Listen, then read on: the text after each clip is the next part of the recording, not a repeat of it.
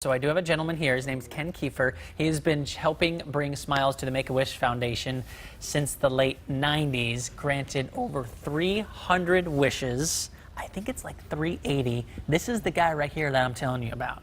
We don't do numbers for wishes. You're right. Everyone is unique. You know what? We shouldn't do numbers anyway. Age is just a number. I mean, these are just numbers, but the important That's thing... not necessarily true. The important thing is what you are doing. And when I heard this, I was just like, I cannot believe that there's a person who's dedicating that much of their life for these children. Can I go back to the beginning? Sure. In the 90s, when you're like, this is something I want to do. What triggered that?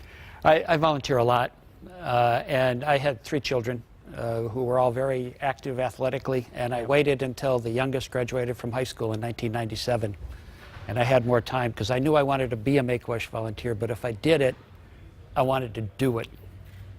And do it a lot. So I waited until she was in college, and the other 2 were gone. And I've been doing it ever since. And my wish is we never have to grant another wish. And that may not be realistic. That would be the best wish ever. So here are some photos from the things you've done in your time.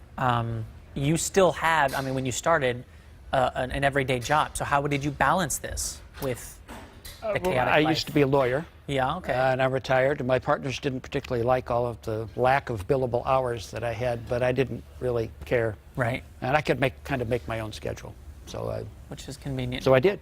What are you learning? Like, what can we learn through the eyes of all of these kids that you're helping? Boy, every single one of them have constant themes. They teach you joy. They really teach you humility. They teach you courage. And they teach you that the human spirit is really pretty spectacular. And they help you focus in the now, I'd assume. Let's focus on right now. Well, no, because we have to plan their wishes out ahead. Okay. And some of those are big wishes. But yes. Are there any ones that stand out to you?